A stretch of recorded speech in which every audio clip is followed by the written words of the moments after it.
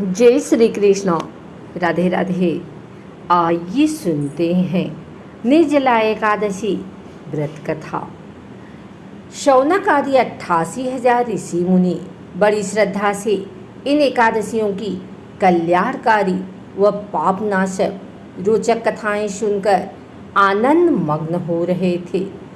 अब सबने ज्येष्ठ माह के शुक्ल पक्ष की एकादशी की कथा सुनने की प्रार्थना की। तब सूत जी ने कहा, महर्षि व्यास से। एक बार भीमसेन ने कहा, हे पितामह, भ्राता युधिष्ठिर, माता कुंती, द्रौपदी, अर्जुन, नकुल और सहदेव आदि एकादशी के दिन व्रत करते हैं और मुझे भी एकादशी के दिन अन्न खाने को मना करते हैं। मैं उनसे कहता हूँ कि भाई, मैं भक्तिपूर्वक भगवान की पूजा कर सकता हूँ और दान दे सकता हूँ, किंतु मैं भूखा नहीं रह सकता। इस पर महर्षि व्यास ने कहा, हे भीमसेन, वे सही कहते हैं। शास्त्रों में वर्णित है कि एकादशी के दिन अन्न नहीं खाना चाहिए। यदि तुम नरक को बुरा और स्वर्ग को अच्छा समझते हो तो प्रत्येक माह की दोनों एकादशियों को अन्न नहीं खाया करो। महर्षि व्यास की बात सुनकर भीमसेन ने कहा, हे पितामह, मैं आपसे पहले ही कह चुका हूँ कि मैं एक दिन तो क्या, एक समय भी भोजन किए बिना नहीं रह सकता। फिर मेरे लिए पूरे दिन का उपवास करना क्या संभव है? मेरे पेट में अग्नि का वास है, जो ज़्यादा अन्न खाने पर ही शांत होती है। यदि मैं प्रयत्न करूं तो वर्ष में एक एकादशी का व्रत अवश्य कर सकता हूं। अतः आप मुझे कोई एक ऐसा व्रत बतलाइए जिसके करने से मुझे स्वर्ग की प्राप्ति हो सके। भीमसेन की बात सुन व्यास जी ने कहा, हे पुत्र, बड़े बड़े ऋषि और महर्षियों ने बहुत से शास्त्र आदि बनाए हैं। यदि कलयुग में मनुष्य उनका आचरण करे तो अवश्य ही मुक्ति को प्राप्त होता है। उनमें धन बहुत कम खर्च होता है।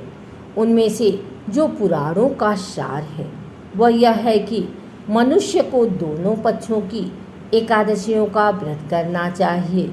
इससे उन्हें स्वर्ग की प्राप्ति होती है। महर्षि व्यास ने कहा, हे वायुपुत्र, वृषभ संक्रांति और मिथुन संक्रांति के बीच में ज्येष्ठ माह की शुक्ल पक्ष की एकादशी आती है। उसका निर्जल व्रत करना चाहिए।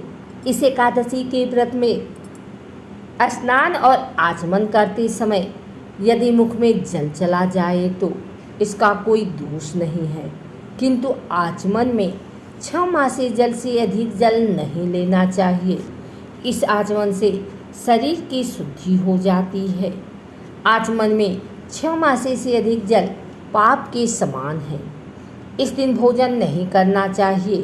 भोजन करने से व्रत का नाश हो जाता है। सूर्योदय से सूर्यास्त तक यदि मनुष्य जलपान न करे तो उससे 12 एकादशियों के फल की प्राप्ति होती है।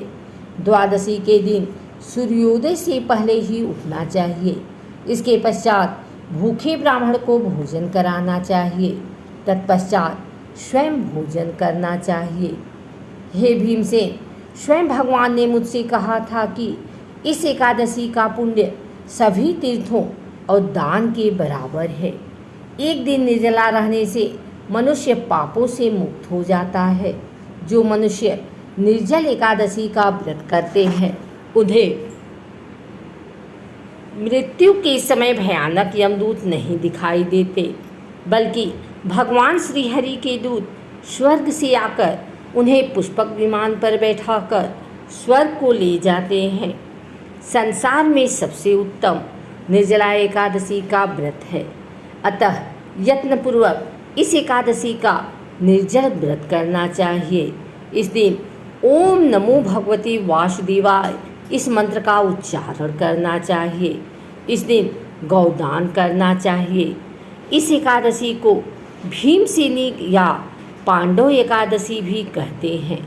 निर्जल व्रत करने से पहले भगवान का पूजन करना चाहिए और उनसे प्रार्थना करनी चाहिए कि हे प्रभु, आज मैं निर्जल व्रत करता हूँ, इसके दूसरे दिन भोजन करूँगा। मैं इस व्रत को श्रद्धापूर्वक करूँगा, मेरे सब पाप नष्ट हो जाएं। इस दिन जल से भरा हुआ घड़ा वस्त्र आदि से ढककर स्वर्ण सहित किसी सुपात्र को दान करना चाहिए। इस व्रत के अंतराल में जो मनुष्य स्नान तप आदि करते हैं उन्हें करोड़ फल स्वर्णदान का फल प्राप्त होता है। जो मनुष्य इस दिन यज्ञ होम आदि करते हैं उसके फल का तो वर्णन भी नहीं किया जा सकता। इस निर्जला एकादशी के व्रत के पुण्य से मनुष्य विष्णु लोक को जाता है। जो मनुष्य इस दिन अन्न खाते हैं उनको चांडाल समझना चाहिए, वे अंत में नरक में जाते हैं। ब्रह्म, रक्त बहाव करने वाले, मांस खाने वाले, चोरी करने वाले, गुरु से ईर्ष्या करने वाले, झूठ बोलने वाले भी इस व्रत को करने से स्वर्ग के भागी बन जाते हैं। हे अर्जुन, जो पुरुष या स्त्री इस व्रत को श्रद्धापूर्वक करते हैं उनके निम्नलिखित कर्म हैं। उन्हें सर्वप्रथम विष्णु भगवान का पूजन करना चाहिए, तदुपरांत गौदान करना चाहिए। इस दिन ब्राह्मणों को दक्षिणा देनी चाहिए। निर्जला के दिन अन्न, वस्त्र, छत्र आदि का दान करना चाहिए। जो मनुष्य इस कथा को प्रेम पूर्वक श्रवण करते हैं तथा पठन करते हैं वे भी स्वर्ग के अधिकारी बनते हैं। अपनी कमजोरियों को अपने गुरुजनों व परिवार के बड़ों से कदापि नहीं छुपाना चाहिए।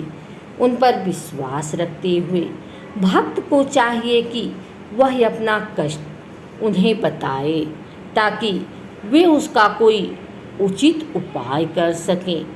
उपाय पर श्रद्धा और विश्वासपूर्वक अमल करना चाहिए। अगर आपको हमारी वीडियो अच्छी लगी हो तो इसे लाइक करें, कमेंट करें, शेयर करें। हमारे चैनल को सब्सक्राइब करके बेल नोटिफिकेशन ऑल पर सेट कर लें ताकि आगे आने वाली वीडियो सबसे पहले आप तक पहुंच सके। धन्यवाद।